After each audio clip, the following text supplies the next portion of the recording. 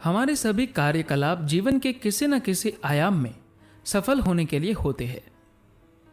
किन बातों का ध्यान रख सकते हैं सफलता पाने के लिए? आपकी अभिलाषा कौन सी है? जो भी काम हाथ में ले उसमें सफलता मिलनी चाहिए, यही ना? पश्चिम के मनोवैज्ञानिक यही सीख देते हैं। सफलता मिले, सफलता मिले, इन्हीं शब्दों को बार बार रटते रहे। आपका प्रत्येक कार्य, हर एक कदम सफलता पर लक्षित रहे। ऐसे प्रयास से बहुत संभव है आपका रक्तचाप बढ़ जाए। सफलता पर ही ध्यान रखते हुए कड़ी मेहनत करने पर भी मन में कामयाबी मिलेगी या नहीं मिलेगी, इस द्वंद्व के चलते तनाव, आशंका, चिंता, मानसिक क्लेश जैसे कई सारे पिशाच आपके ऊपर हावी हो जाएंगे। जैन दर्शन कहता है, लक्ष्य पर अपनी एक आंख गड़ा देने पर आदमी आधा अंधा हो जाता है। बाकी बची हुई एक आंख से बेचारा किस हद तक काम कर सकता है। इस तरह आधे अधूरे ध्यान के साथ काम न कीजिए। इस क्षण में जो काम करना है उसे दोनों आंखों का प्रयोग करते हुए पूर्ण रूप से संपन्न कीजिए।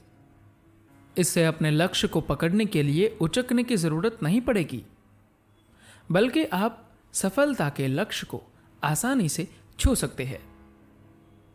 ठीक ठीक समझ ले, आपको ध्यान के साथ मेहनत करनी चाहिए, कड़ी मेहनत करने की जरूरत नहीं है।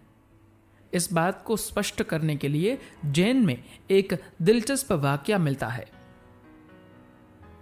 चान सू नाम से एक जैन गुरु रहते थे। तलवारबाजी में उनकी बराबरी कोई नहीं कर सकता था। उनके पास एक नया चेला आया। उसने गुरु से पूछा, क्या आप मुझे इस देश का सर्वश्रेष्ठ वीर बना सकेंगे?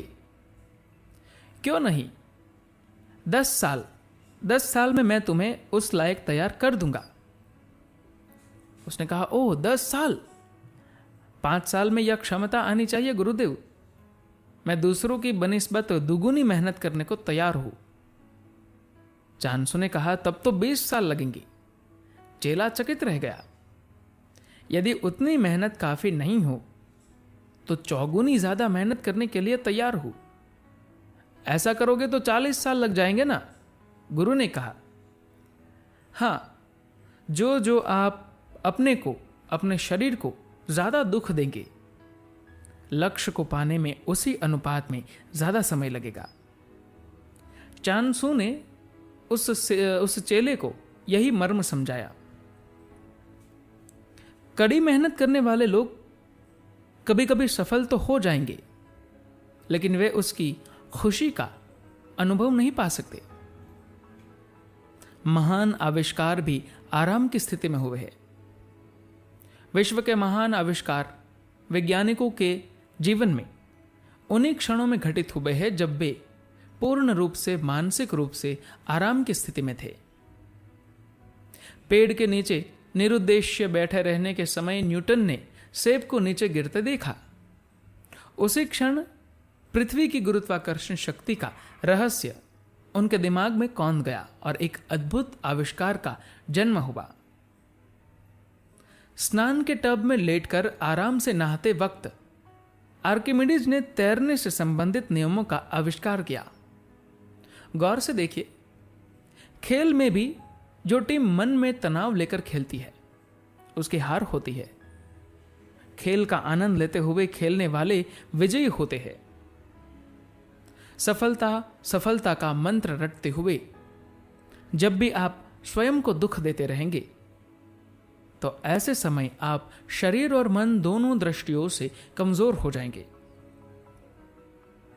सफलता के बारे में चिंता करना छोड़कर मन को शांत रखिए। शरीर अपने आप तेजी से काम करेगा, लेकिन आप में से ज्यादातर लोग इसके ठीक विपरीत स्थिति में होते हैं। मन से अस्थिर और चंचल रहते हैं। ऐसे में शरीर की तेजी भी कम हो जाती है। इसी तरह शंकरन पिल्ले के साथ एक बार एक अजीब घटना हुई। शाम को घर पहुंचने के बाद कोई काम बिना चुके करना है। इसमें भूल न होनी चाहिए। ऐसा सोचते हुए शंकरन पिल्ले ने रुमाल में गांठ बांध ली। लेकिन घर पहुंचने पर वे उस बात को भूल ही गए जिसे याद रखने के लिए रुमाल में गांठ डाली गई थी। शंकरन पिल्ले भारी तनाव में आ गए। दिमाग पर जोर डालकर सोचते रहे, छत पर काफी देर टहलते रहे, याद नहीं आया। माथा ठोक ठोक कर सोचा, कॉपी पर उल्टे सीधे जाने क्या क्या लिखकर देखा, उहू, याद नहीं आया। उनकी श्रीमती जी ने सलाह दी, चुपचाप लेटकर सो जाइए, जो भी बात हो कल सुबह जरूर याद आ जाएगी, देख लेंगे। ना, यह नहीं होने का। कोई अहम बात होगी जिसे आज ही पूरा करने की जरूरत होगी। उसका पता लगे बिना मैं कैसे सो जाऊं? यूं कहते हुए पिल्ले बिस्तर पर करवट लेते रहे। ये काम था या वह? सोचने विचारने के उसी उधेड़ बुन में दिमाग के अंदर लाखों विचार और चिंताएं कीड़े बनकर उड़ते रहे। आखिर रात के 2 बजे सभी ओर से हार कर शंकरन पिल्ले ने रुमाल को दूर फेंक दिया।